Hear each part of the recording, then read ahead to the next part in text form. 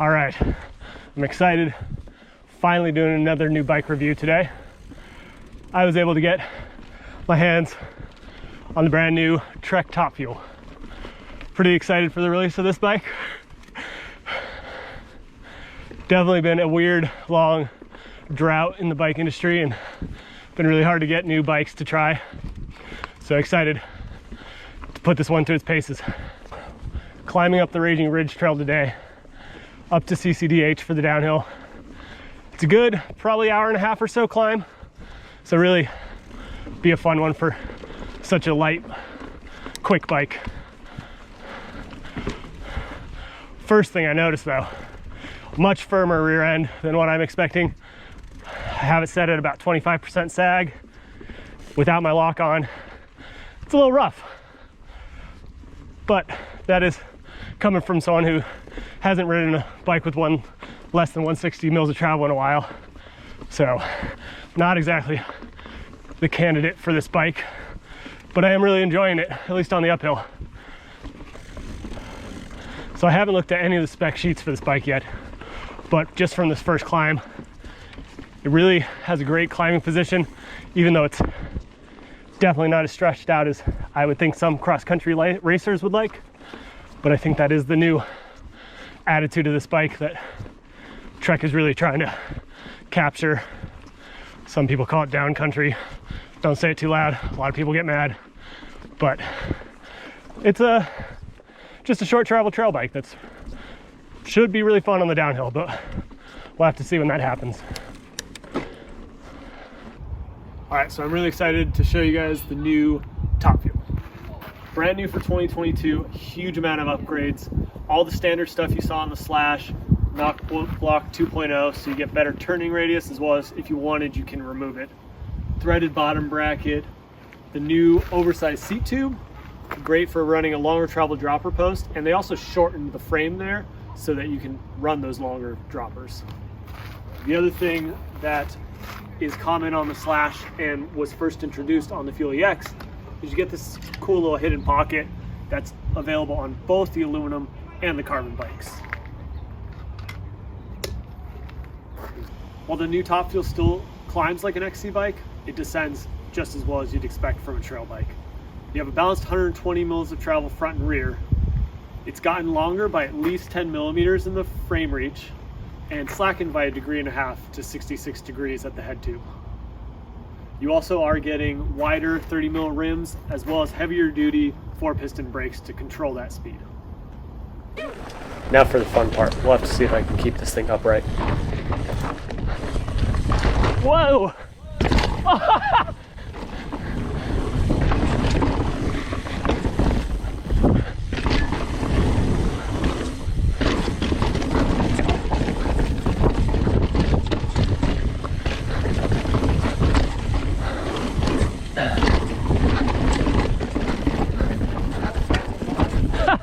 I think that was the line.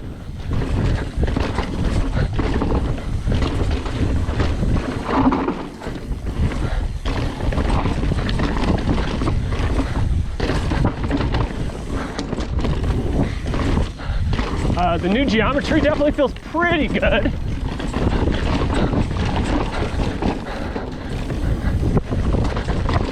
Still, the 120 mils of travel is not something I've ridden in a while.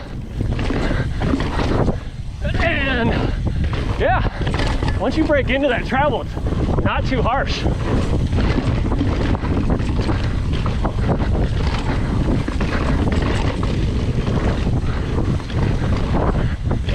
Oh! Ah! So good.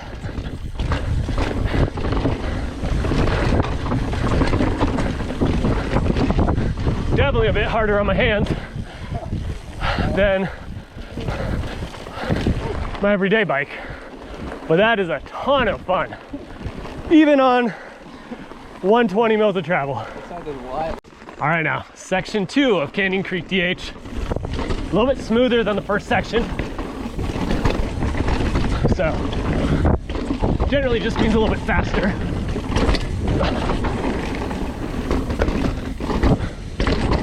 Woo! definitely got bucked hard on that one.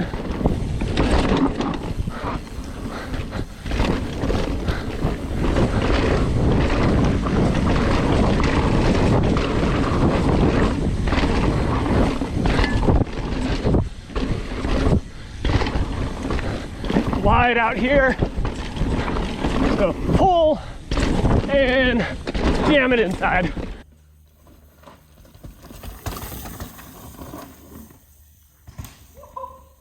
Yeah.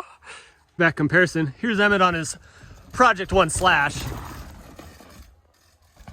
Woo!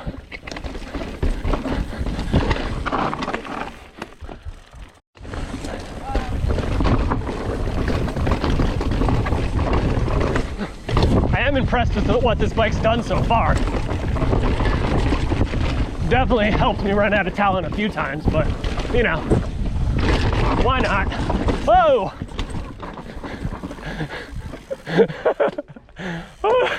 And he's twisted up in the hole. That was sick.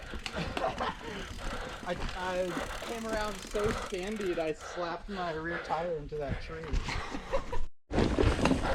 All right, take two.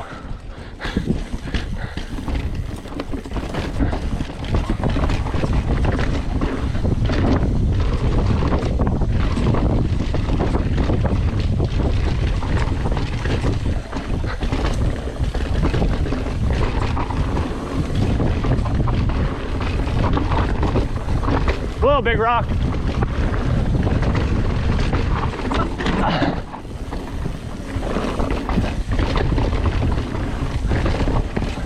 The compromise really isn't as bad as I thought when I first got on this bike. Definitely, I'm going a little slower. And it is rough, but the angles, the ABP suspension, like, it's just pretty amazing.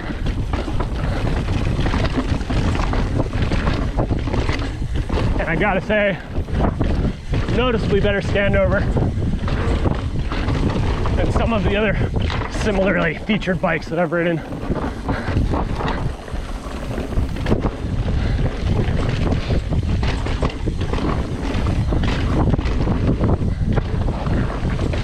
I just hope everyone puts a lot of comments about how slow Emmett's going in the video.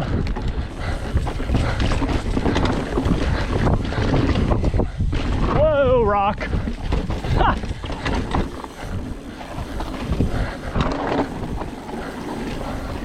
Oh. Inside on the corner. Oh, good exit.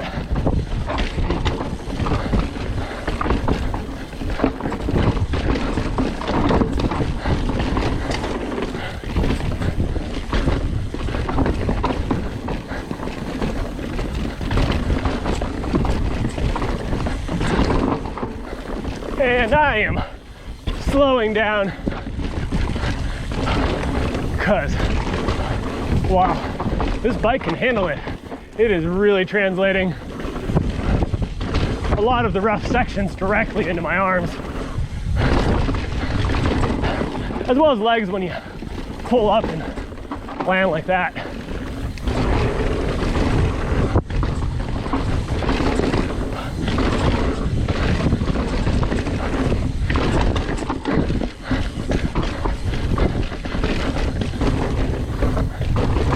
I don't know if the trash talk made him go faster or if I just can't hold on anymore.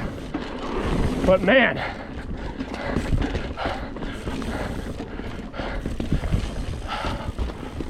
I am spent. All right, post run. Was it the trash talk that made you go faster or am I just going slower now? It's just I think it's quick and the tight.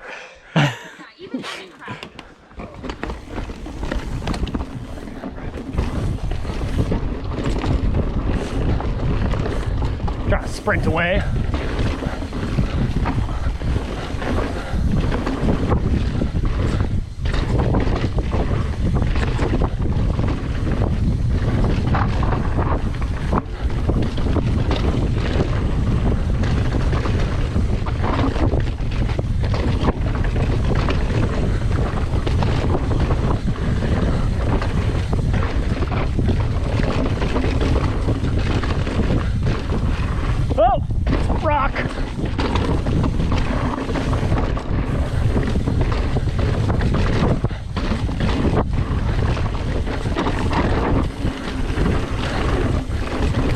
bottom section definitely gets a bit more flowy, which works well on the shorter travel bike.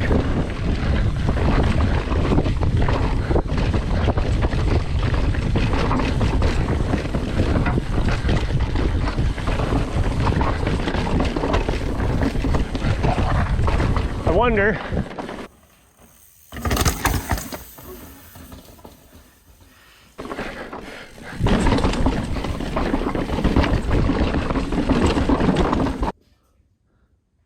all right, here we got professional endurbro Emmett Volkman showing us what the Slash can really do.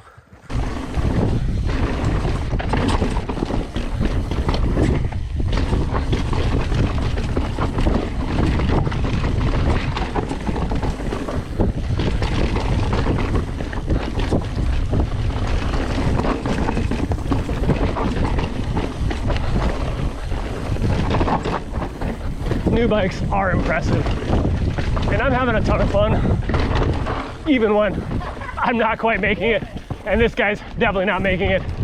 All right, and now the like bike parky part of this ride. Whoa!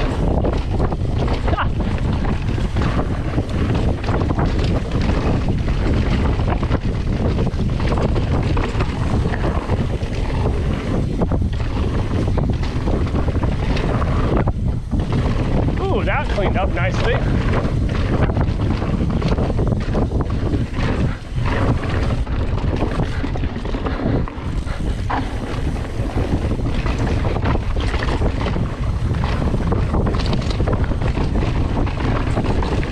Had a little trouble on that last time I rode this trail, but just going a bit slower this time.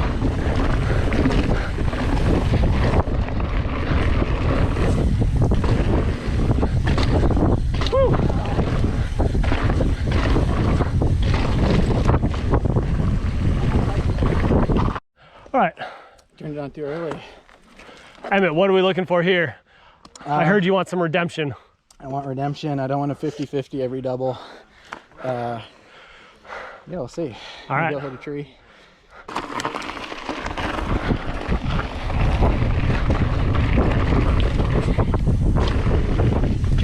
Oh, oh! And that's what redemption looks like, folks. I told you. Damn it. All right.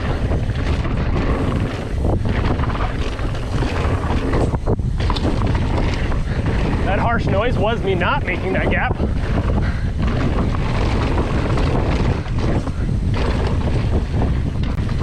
Whoa!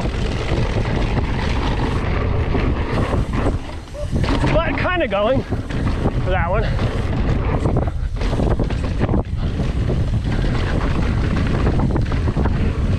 Oh, that sounded good from Emmett. Trying to rip his tires off the rims.